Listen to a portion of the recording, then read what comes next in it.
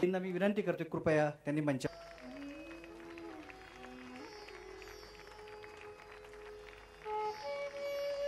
गौरी कानेटकर मुख्यमंत्री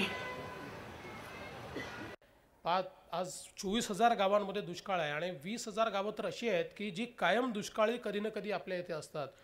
आणि मग अशा परिस्थितीमध्ये आता यावर्षी आम्ही 5,000 गावांना दुष्काळमुक्त करण्याचा संकल्प केला आणि हा संकल्प करत असताना हे जे प्रयोग आनंदवननी केलेले आहेत, वेगवेगळ्या लोकांनी जे प्रयोग केलेले आहेत, त्या प्रयोगातनंच आम्ही या संदर्भात जलयुक्त शिवार नावाची योजना सुरू केलेली आहे की जे यशस्वी प्रयोग आहेत त्या यशस्वी प्रयोगांना एकत्रितपणे आपल्याला कसं काय 5,000 गावांमध्ये करता येईल आणि त्या गावाला तिथलं जे पाणी आहे ते पाणी तिथेच थांबून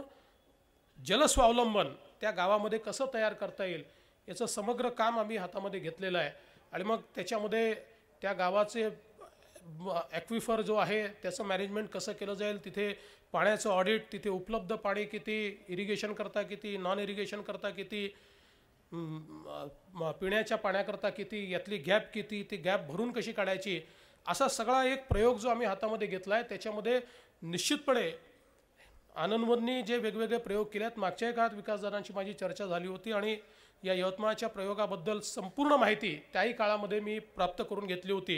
आणि मला सांगताना आनंद वाटतो आहे की आपण जे प्रयोग केले तशाच प्रकारे वेगवेगळ्या प्रयोगांचं एकत्रित अशा प्रकारची ही जलयुक्त शिवार योजना आम्ही सुरू केलेली आहे. मला असं वाटतं की जर सरकारला चांगलं काम करायचं असेल तर त्याच्याकरता काही खूप इनोव्हेशनची आवश्यकता नाही आहे, कारण समाजामध्ये इनोव्हेशन करणारे आहेत ते करताच आहेत. ते स्वतःच्या भरोशावर स्वतःच्या क्षमतेने कुठलीही सरकारची मदत न घेता इतकं मोठं काम उभं करतायत. केवळ ते काम जर आपण समजून घेतलं आणि ते काम जास्तीत जास्त लोकांपर्यंत कसं पोचेल हा प्रयत्न केला तर मला असं वाटतं की हे परिवर्तन आपण घडवू शकू. आणि तेच मॉडेल आज आनंदवननी स्वावलंबनाचं जे तयार केलेलं आहे की जे गांधीजींना अपेक्षित होतं, जे विनोबांना अपेक्षित होतं, अशा प्रकारचं एक स्वावलंबी गाव, एक स्वावलंबी ग्राम हे जे त्या ठिकाणी तयार केलेलं आहे. मला असं वाटतं की निश्चित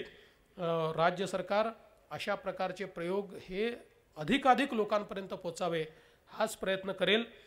आज या निमित्ताने माझीही अशी विनंती आहे की जास्तीत जास्त लोकांपर्यंत हे पुस्तक पोचलं पाहिजे आणि त्याचं एक कारण हे देखील आहे की अलीकडच्या काळामध्ये लोक असं म्हणतात की समाजामध्ये आदर्श उरलेले नाहीत आणि खूप समाजाच्या बद्दल आपण वाईट बोलतो. आपण असं म्हणतो की काय सगळंच बदललेलं आहे, सगळेच वाईट आहेत, पण आपल्या आजूबाजूला आपण पाहत नाही. आपल्या आजूबाजूला इतके आदर्श असतात आणि ते आदर्श जर आपण बघितले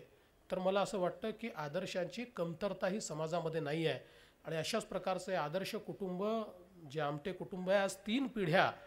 सातत्याने समाजकार्यामध्ये आणि केवळ समाजकार्यामध्ये नाही तर त्या समाजकार्यातून परिवर्तन घडवण्यामध्ये या 3 पिढ्यांनी जे काम केलेलं आहे, जे योगदान दिलेलं आहे ते अत्यंत बहुमोल आहे. मी आज या निमित्ताने खरं म्हणजे त्यांचं मी अभिनंदन करावं एवढा मोठा मी नाही, पण तरी देखील मी त्यांचं मनपूर्वक अभिनंदन करतो आणि मला असं वाटतं की या निमित्ताने